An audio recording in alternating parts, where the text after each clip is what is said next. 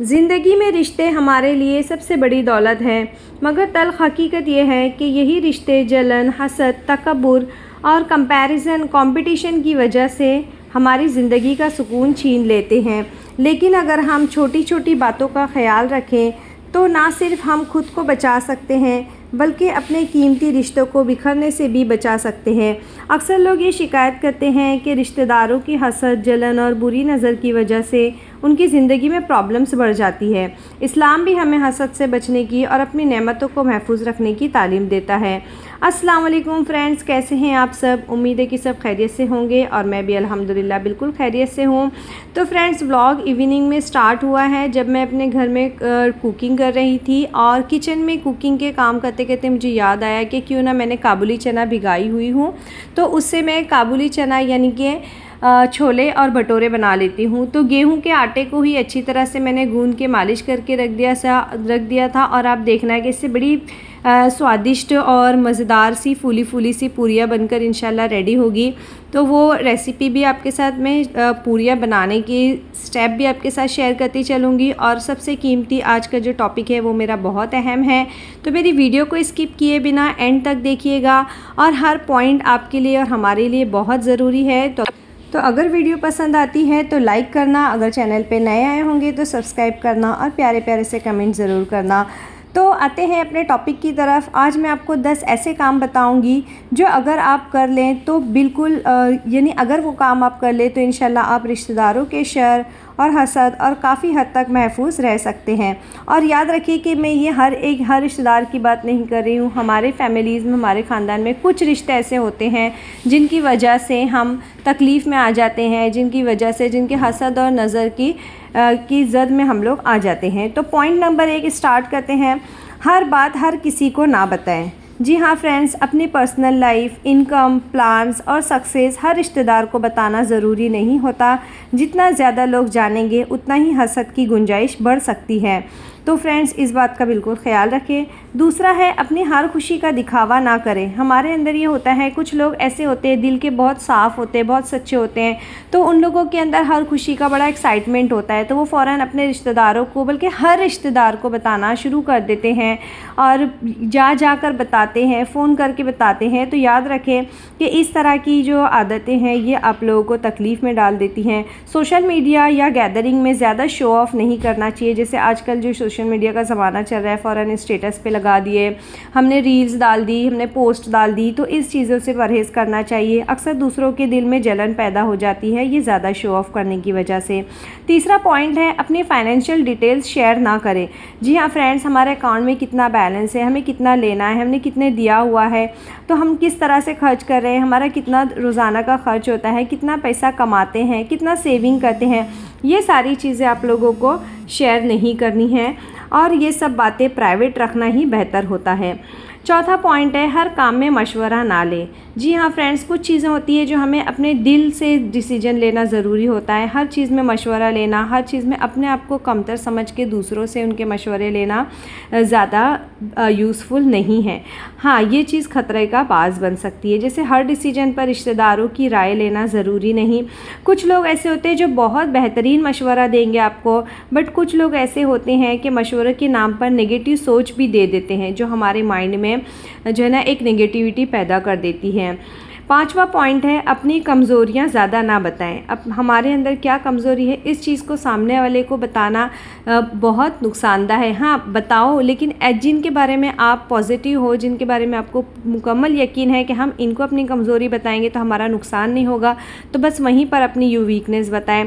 अगर आप अपनी हर प्रॉब्लम और वीकनेस सबको बता देंगे तो कुछ लोग उसका गलत फ़ायदा उठाते हैं, तो इस चीज़ का बिल्कुल ख्याल रखें। छठी बात है, बात बात पर कंपैरिजन ना करें। जी हाँ फ्रेंड्स, कुछ लोगों की आदतें होती है हर चीज़ में कंपेयर करने की। देखो उनके पास ऐसा है, हमारे पास ऐसा नहीं, देखो हमारे पास तो ऐसा है और उनके पास ऐसा नहीं है, यानी अपने आप को बड़ा करने में भी कंपेयर करना और अपने आप को कमतर करने में भी कंपेयर करना, ये दोनों चीज़ नुकसानदा है। अपनी ज़िंदगी को किसी और से कंपेयर नहीं करना है। ज़िंदगी जो है ना फ्रेंड्स एक सफ़र है, एक इम्तिहान है जिसके अंदर हर एक का क्वेश्चन पेपर डिफरेंट है।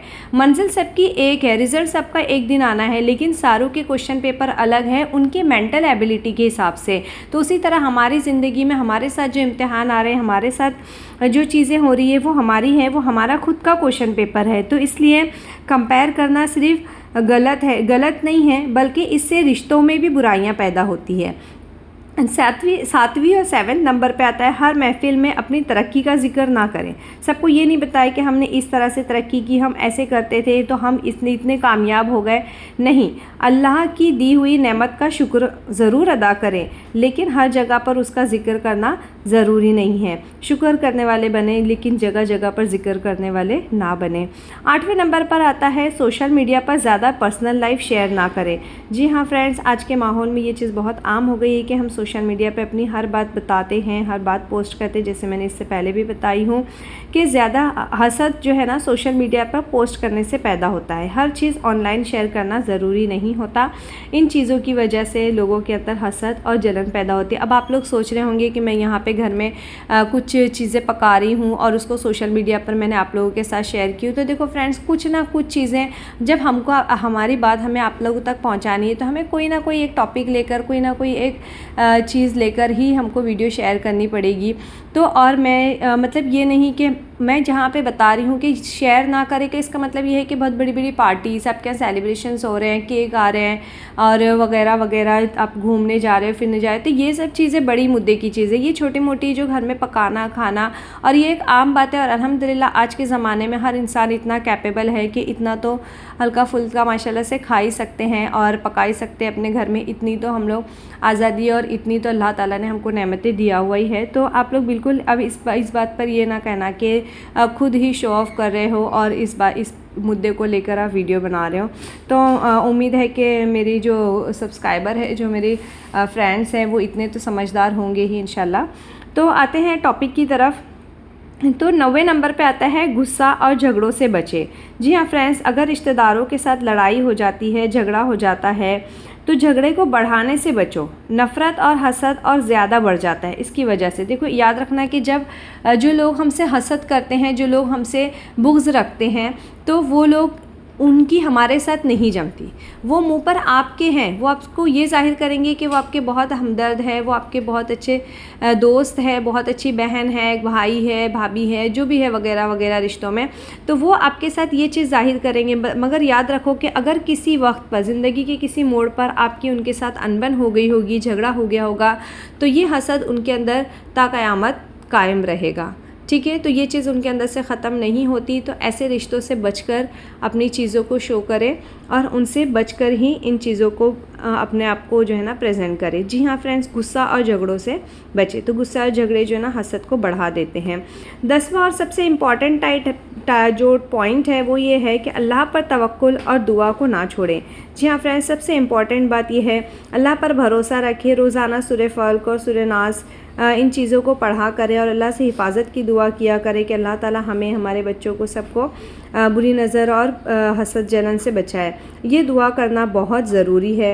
याद रखें, इस्लाम हमें सिखाता है कि नेमतों को छुपा कर रखना और अल्लाह का शुक्र अदा करना इंसान को हसद और बुरी नज़र से महफूज रखता है।